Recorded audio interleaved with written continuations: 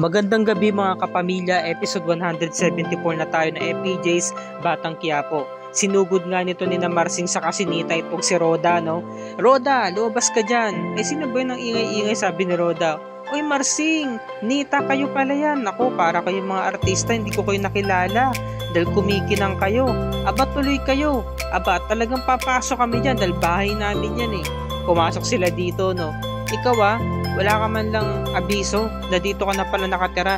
Kasi naman, hindi ba nga pinasanla nyo to sa akin? Binigyan ko nga kayo ng pera pero hindi naman kayo nakabayad kaya dito na ako nakatira.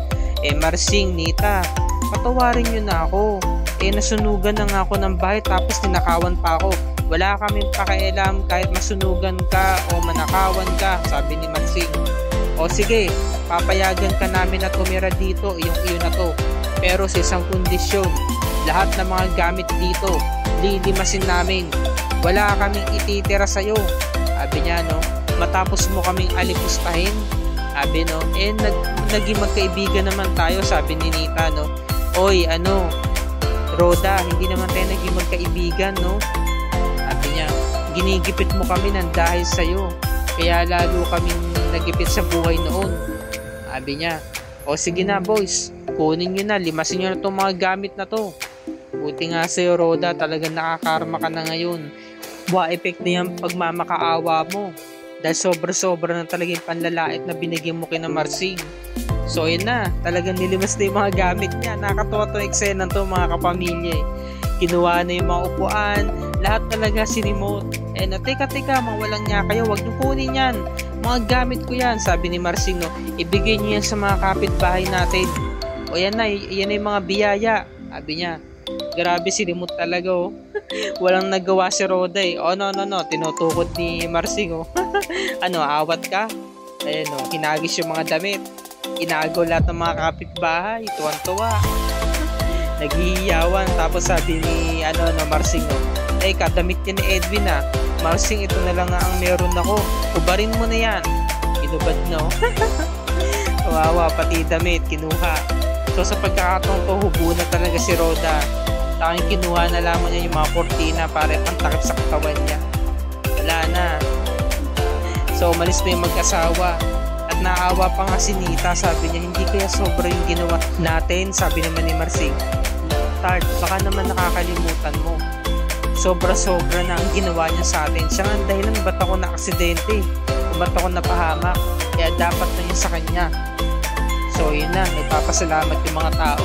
Don Marsing, Donya Nita, maraming salamat po, sabi naman ni Marsing. Inaabot lang naman namin ang mga blessings sa inyo dahil sa biyaya na aming natamo. Dahil ito na yung pagbabagong buhay namin, diba? So ayun, maraming salamat din sa inyo O ito pa, hinagis yung damit na Edwin, no? Inagaw talaga. Samantala to si Roda, wala na talaga siya nagawa. Hindi niya alam yung reaction niya, kung iiyak ba siya, kung magagalit ba siya. Basta talagang walang-wala na ngayon si Roda. Hindi natin alam kung paano siya makakabangon. Ayan, wala na. Samantala, dumako na tayo dito kina Supremo. Naghahanda na nga sila at nakauwi na nga sila ng bahay kina Yoli. Ayan na, naka-ready na lahat ng mga kagamitan, mga walkie-talkies, no? Kailangan nila yan para sa kanilang pag-uusap. At syempre mga damit, mga uniforme pala itong kanilang pinamili.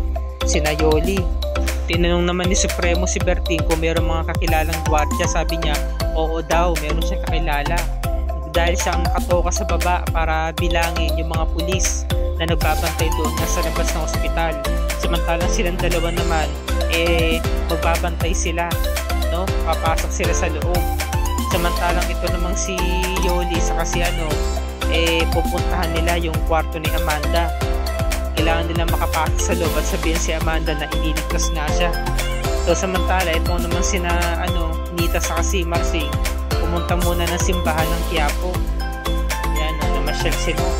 Tapos sila na itong nakapagbigay ng pera sa mga nagmamalimos. Ang laki ng binibigay na pera, tag 1,000, pinagkaguluhan sila ng mga pulube.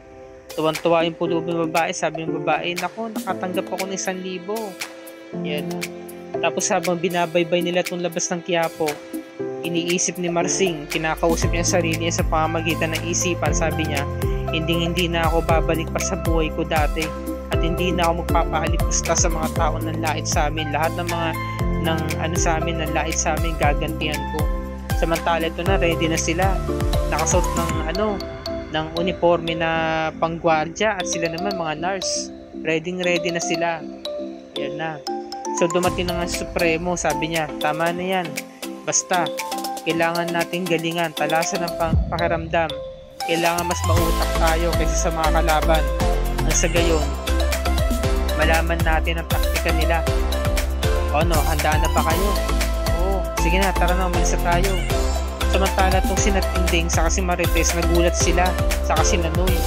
Dahil yung pag alis ng usok, nakita nila sumalubong sa kanila si Nanita saka si Marsing.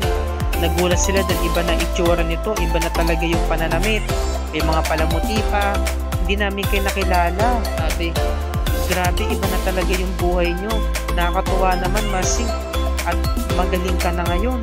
Nakakalakad ka na ngayon ng tuwid. Sabi naman ni Noy, no? Akala ko naman, Nita, naglakad na yung Santo Niño ko. Sabi naman ni Marsing, kamusta na kayo, mga ex-neighbor? Sabi naman ni Marites, ito, ganito pa rin, walang pinagbago, nagtitinda pa rin kami. Kayo, kamusta naman? Sabi naman ni Marsing, gaya nga ng sabi ko, maayos lang kami ngayon. Sabi naman ni Tingding, no, iba na talaga kapag yumayaman, no, nag-iiba ang sabi. Ang negosyo, nagtawanan sila kasi nalaman nila hindi na raw nga babalik sa pagtitinda ng mga tingi-tingi itong sina Marsing dahil meron na nga silang pinagkakabala na negosyo ngayon. Walang iba kundi magpautang sila sa mga nagtitinda dito sa Quiapo. Inalok pa nga sina Marites kung gusto bang umutang, karagdagang pampuhunan, di ba, panggasto. Sabi naman ni Marites, nako, hindi ko na kaya yung mga bayad-bayad sa mga utang na yan. Wala naman kami ibabayad. Sabi naman ni Marsing, lilitan ko lang ang interest para sa inyo. Pag-isipan nyo. Sabi niya, no, o paano ba? Aalis na rin kami at kami meron pang ibang pupuntahan. Ibang-iba na talaga datingan nila, no? Nag-iba na ugali, sabi ni Nita, no? Ngayon ko lang naramdaman na ang init pala dito. O nga, init O sige, alis na kami. Kasi nagulat talaga sina Marites dahil nga kaya pala nagbago ang buhay nila. Pinahiram pala sila ng pampuhunan na negosyo ng manugang nila. Bakit sino bang kinasal sa anak nyo? Sabi naman ni Nita, si Mokang, ikinasal na. Nagulat sila, no? Samantala, balik tayo dito kina Tanggol sa kay Bubbles. Ito na nga. Lumabas na nga sila ng Zelda at pinapalakas ni na Bubbles, ni na Celso si Tanggol. Sabi nila sa umpisa lang yan, pero kapag nagtagal-tagal masasanay ka na rin na pumatay ng tao. Talagang tulala si Tanggol. Sabi naman ni Celso, Tanggol, wag mong bibiguin si Chief Espinas. Kinakailangan wag kayong pumalpak sa unang misyon nyo. Sabi niya, no? Yan na, sige na, pumasok na kayo sa loob para makapag-bihis na kayo. Yan na. Tapos pagpasok ni Tanggol, sabi niya, Mayor, kinakabahan ako. Sabi naman ni Mayor, ngayon ka pa kakabahan, nakapatay ka na naman ng tao. Yung mga pinapatay ko pong tao, lang po yung mga taong may atraso sa akin. Pero ngayon, papatay po ako ng taong walang dahilan. Wala namang atraso sa akin, sabi naman ni Celso, masasanay ka rin. Sa umpisa lang yan. Sabi naman ni Bubbles, kinakailangan mo itong gawin kasi makapangyarihan si Chief Espinas. Kapag tinanggihan mo siya, may kita mo papatayin niya ang mga kaibigan mo. Sabi ni Bubbles, no? So yun, no choice na nga si Tanggol kundi magpalit na ng susuotin kasi kinakailangan na nga nilang simulan yung kanilang mission hanggang sa nakalabas na nga sila ng Zelda. Ayan, binabaybay na nila tong nabasa na to. Si Tanggol talaga hindi siya makapaniwala, tulalang-tulala siya. Sabi naman ni Bubbles paglabas sila ng gate ng correctional, sabi niya, bakit nakatulala ka, malalim ang iniisip mo? Ano bang iniisip mo? Sabi ni Tanggol, no? Bakit ba ito nangyari sa akin? Alam mo ba, simula nung nakulong ako, pinangako ko na sa Diyos na magbabagong buhay na ako. Ikaw, bakit mo ba ito ginagawa? Sabi ni Bubbles, wala nakabaon ng isang paa namin sa hukay. Kapag hindi namin sinunod, kami rin mapapahamak. Saka, nakikinabang din naman kami. Alam mo ba kaya kung bakit naging payapa tong koreksyon na to? Kasi pinamamahagian din kami ni Chief Espinas tungkol sa mga pera na kinikita niya kapag meron siyang mga kliyente. Kaya wala tayong magagawa kundi sumunod na lang. Dahil kapag tinanggihan mo ang utos ni Chief Espinas, isiguraduhin niyang papatay niya mga kaibigan mo. Siya ang makapangyarihan dito sa loob ng selda. Kaya simulan na natin. Sabi niya, kinakailangan na nga nilang sumipat at pupuntahan nga si Congressman Sibilya para tuloy na nga nila tumapatay, diba? So eto, habang sila naglalakad, sabi ni Bubbles, kailangan natin ng masasakyan. Kailangan talaga nila ng motor. Nung dumaan yung motor, ayan o, nung dumaan na yung motor, kinold up niya, baba, ibigay niyo yung mga helmet niyo. Natakot yung dalawang lalaki. So ito na yung pagkakataon, pang-front lang pala yung bag na dala-dala ni Tanggol, no? Kasi iniwan niya eh. Pinagis ni Bubbles yung bag eh. Para kung nga rin nga naman, parang mga sila, mga balikbayan, mga ganyan. O kaya parang may pupuntahan sila kaya may dalang bag. Eh nakasakay na sila ng motor. Ako, good luck sa mission nila. At dito na po nagtatapos ang review and recap para sa gabing ito, mga kapamilya. Abangan natin ang episode 175 araw ng Martes, October 17, 2023. Nako, magaganap na ang unang mission ni Tanggol. Dito natin malalaman kung magtatagumpay ba siya o hindi. Kaya wag natin itong palalagpasin kasi paganda ng paganda ang bawat tagpuan dito sa FPJ's Batang Quiapo. At dito na po nagtatapos ang review and recap para sa araw na to.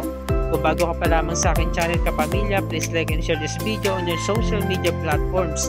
I-click mo na rin ang subscribe button at notification bell icon para lagi ka updated sa latest episode ng FPJ's Batang Quiapo and other kapamilya shows tulad nito. Maraming salamat sa inyong panonood and God bless us all.